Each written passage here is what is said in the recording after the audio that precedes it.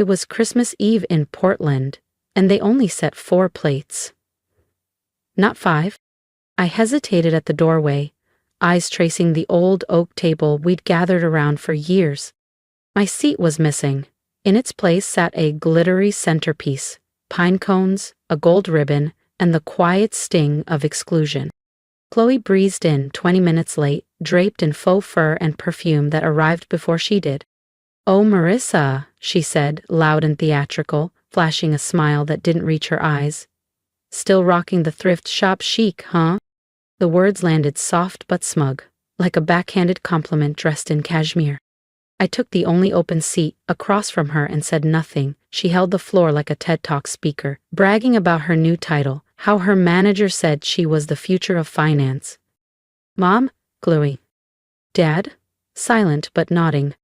Even Aunt Lori, who once called Chloe a spoiled brat, asked for career tips. No one asked about the 14-hour train ride I took to get there. No one asked what I was building. Not one, "How have you been?" At one point Chloe leaned in, syrupy and sharp.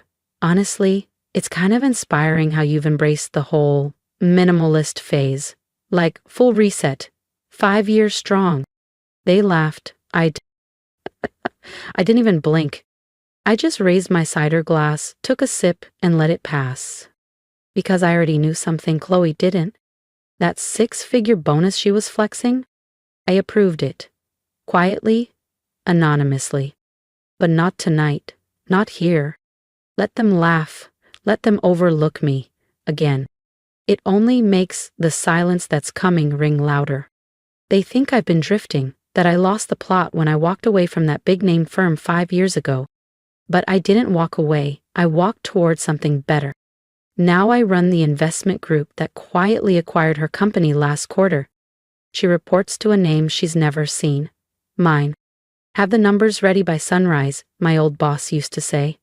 And make it look like I thought of it first. And I did, every time. Until the morning I didn't. I closed my laptop, slid my ID badge across the desk, and walked out. No speech, no goodbyes. No thank you for everything. Just a quiet exit and a louder promise I'd start over. On my terms. What came next wasn't flashy. No startup launch party, no glossy LinkedIn post. Just 3 smart people, a stack of ND-bound contracts, and a business I ran from a corner of my apartment with a second-hand desk and an ocean view. A boutique firm, quiet, precise, understated. We didn't need a big name. We fixed problems for the companies that had them. And Chloe? Chloe was one of those problems. She didn't know, of course. My name never touched her inbox. It lived in contract headers, billing sheets, and back-end approval forms. She didn't know the firm managing her department's restructure was mine. So when her text came, "Brunch tomorrow, bringing the girls, wear something not tragic," I didn't reply right away. We hadn't had a real conversation in years. The last one ended with her asking, "Still doing that little hustle thing?" Like I was a barista dabbling in dreams. Part of me wanted to ghost her, but a deeper part, the part that spent months fixing the inefficiencies her team created, chose otherwise. "Sure, what time?" She answered in seconds. 10 a.m., Hazel and Pine, and don't wear those sad flats. Hazel and Pine, of course. The kind of place where influencers took selfies with poached eggs. A place where being seen meant everything. I stared at my closet. I didn't need anything new. I wasn't dressing to impress. I wasn't even dressing for her. This wasn't about revenge. It wasn't about proving her wrong. It was about showing up, calm, quiet, and undeniable. Because sometimes the best way to answer someone who made you feel small is to let them sit across from everything they underestimated. Have the numbers ready by sunrise, my old boss used to say, and make it look like I thought of it first. And I did, every time, until the morning I closed my laptop, slid my ID badge across the desk, and walked out. No speech, no goodbyes, no thank you for everything. Just a quiet exit and a louder promise I'd start over, on my terms. What came next wasn't flashy. No startup launch party, no glossy LinkedIn post. just 3 smart people, a stack of NDA-bound contracts, and a business I ran from a corner of my apartment with a second-hand desk and an ocean view. A boutique firm. Quiet, precise, understated. We didn't need a big name. We fixed problems, for the companies that had them. And Chloe? Chloe was one of those problems. She didn't know, of course. My name never touched her inbox. It lived in contract headers, billing sheets, and back-end approval forms. She didn't know the firm managing her department's restructure was mine. So when her text came, brunch tomorrow bringing the girls, wear something not tragic, I didn't reply right away. We hadn't had a real conversation in years. The last one ended with her asking, still doing that little hustle thing? Like I was a barista dabbling in dreams. Part of me wanted to ghost her, but a deeper part, the part that spent months fixing the inefficiencies her team created, chose otherwise. Sure, what time? She answered in seconds, 10 a.m., Hazel and Pine, and don't wear those sad flats. Hazel and Pine. Of course, the kind of place where influencers took selfies with poached eggs. A place where being seen meant everything. I stared at my closet. I didn't need anything new. I wasn't dressing to impress. I wasn't even dressing for her. This wasn't about revenge. It wasn't about proving her wrong. It was about showing up calm, quiet, and undeniable. Because sometimes, the best way to answer someone who made you feel small is to let them sit across from everything they underestimate. No need for sequins or statements. Just clean lines, strong shoes, and something tailored sharp enough to slice through pretense. Chloe wanted a performance. Fine. I'd give her one, just not the part she expected me to play. Hazel and Pine smelled like lemon zest and curated ambition. I stepped in right at 10. Not early enough to look eager, not late enough to look flustered. The hostess scanned my outfit, lingering at the boots, the coat, then smiled with polite reassessment. Chloe waved me over from the back. Their table was full, 3 women, all beige knits and high-end bags, laughing too loud over half-empty flutes. No one stood, no hugs. Hey, Chloe said, dragging it out like I was lucky to be acknowledged. We were just talking about dating apps, she added. Marissa's basically a ghost. She probably still thinks swiping's for debit cards. Polite chuckles circled the table. One of her friends, Elena maybe, tilted her head. So, what do you do? Before I opened my mouth, Chloe jumped in. She's exploring, soul first, career second. Very find yourself in the wilderness vibes. It wasn't overtly cruel, just sugar-coated dismissal. I stirred my tea, calm. The waiter arrived, but Chloe waved him off. We'll do the prefix. She's with us. She's with us. Not hospitality. Hierarchy. I glanced at their jewelry, the casual entitlement in their posture, the assumption that I needed inclusion to be validated. I said nothing, didn't mention that her bonus last quarter had come from a retention proposal I personally signed off on. Didn't need to. I smiled, folded my napkin, and let them keep their version of me intact a little longer. They bragged about conferences, deadlines, venture partners who just didn't get it, interns who cracked under pressure. Chloe, all shine and show, relished it. I let her. Let the courses come and go. Smiled on cue, nodded when expected. And then, just as dessert arrived, the waiter returned, polished, unreadable, and set a leather-bound check holder gently in front of me. The whole table blinked. And in that moment, the silence was worth everything. Already covered, the waiter said, casual, like this happened all the time. The card on file from Calder and Reed Consulting took care of it. Chloe blinked. Wait. Calder what? He didn't pause, just clarified smoothly, it's who booked the table. Calder and Reed, partner account.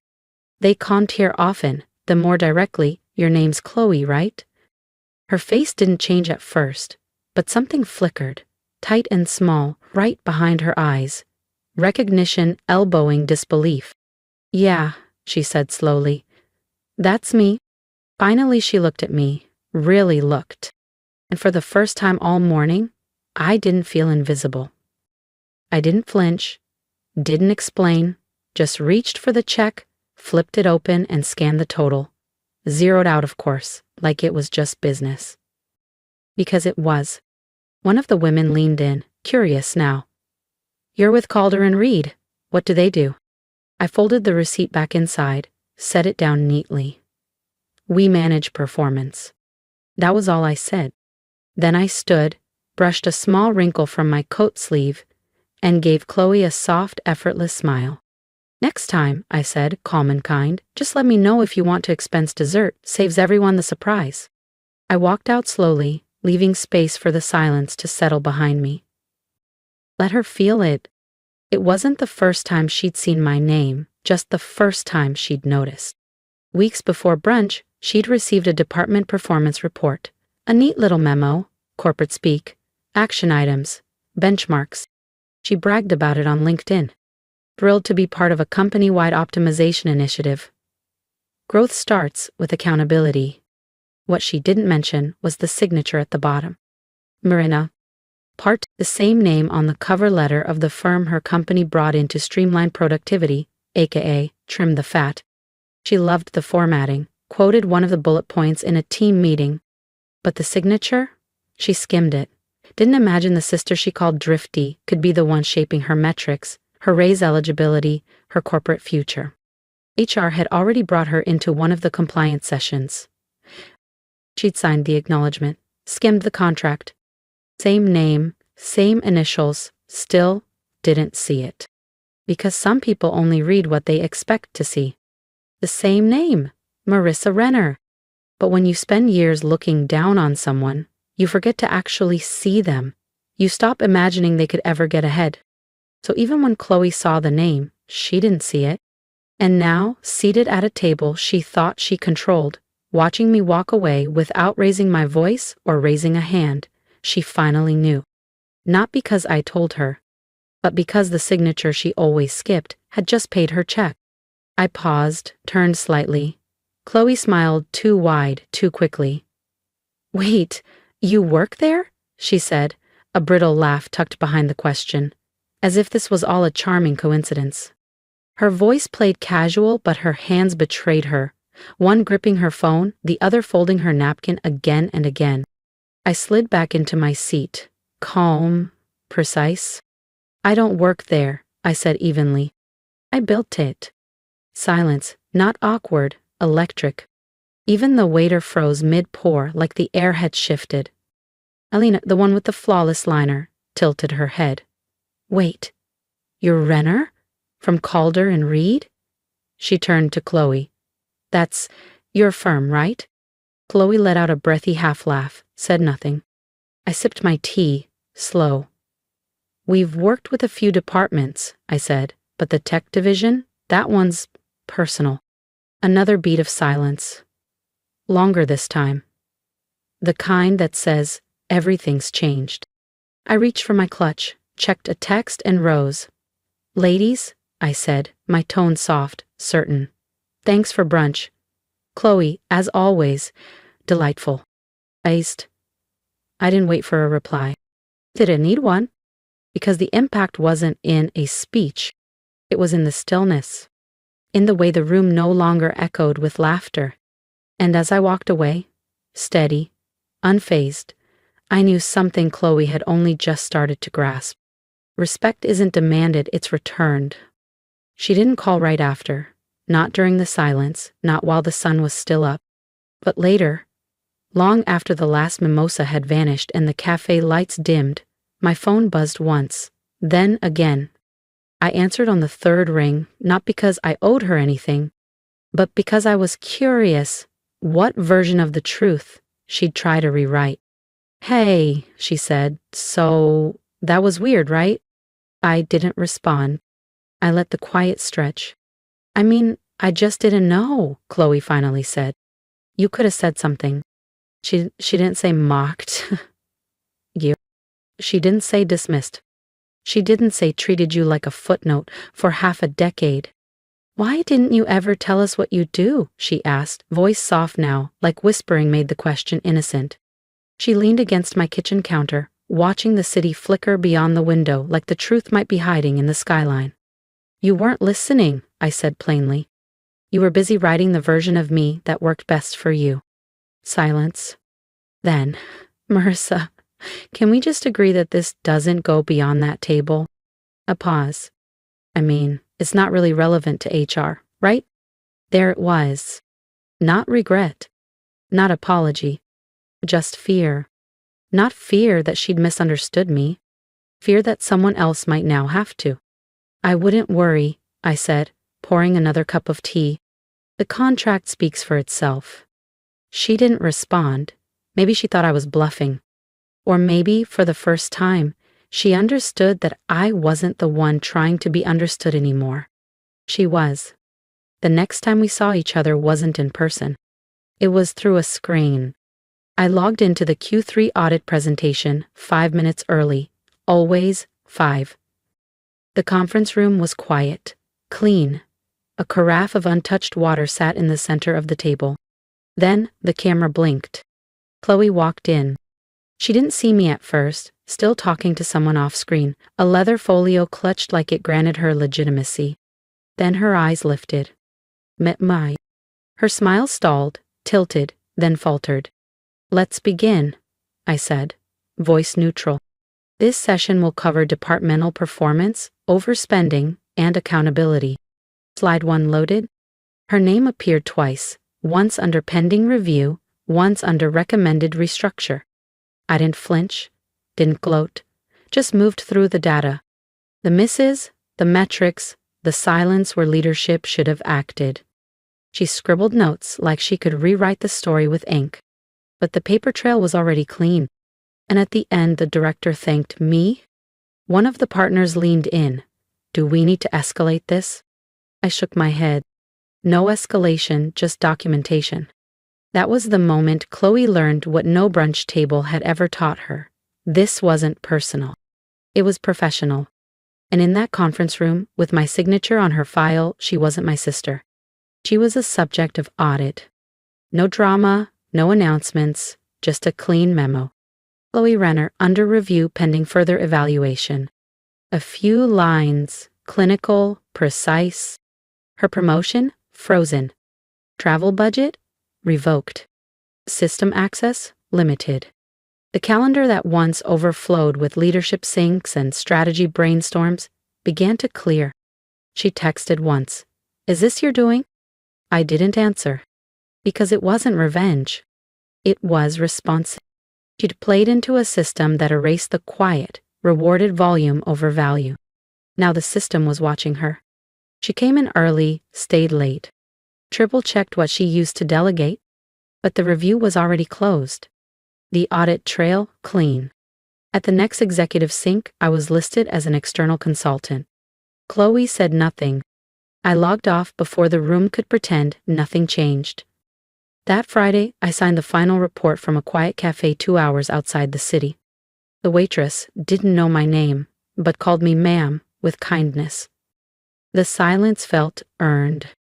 I never heard from Chloe again, not directly. Only murmurs that she was exploring new roles, a soft exit. And me? I stopped shrinking. I no longer rushed to explain why I left. No longer needed rooms to applaud, just not to define me without asking. A few weeks later, I passed Hazel and Pine again. Chloe was there. She didn't see me at first, but when she did, our eyes locked. For a second, she looked away. Then I kept walking. Not out of pride, not vengeance, but because I didn't need her recognition anymore. She couldn't rewrite me. Not now. Not ever again. They don't ask about me at family dinners. Not in texts. Not at holidays. And that's fine, because I've learned. Revenge doesn't always show up with fireworks. Sometimes it walks out quietly, with dignity, and the power to never need validation again. If you've ever been underestimated, silenced, or made to feel like your worth depends on someone else's recognition, tell me your story. I see you. Leave a comment. Let's create space for every voice that's been overlooked and every quiet strength that's been mistaken for weakness. You don't need to shout to be powerful. You just need to stop apologizing for who you are. To anyone still sitting at the wrong table waiting to be seen, don't. Build your own. Define yourself before anyone else gets the chance, and when they finally realize who you've been all along, walk away unbothered.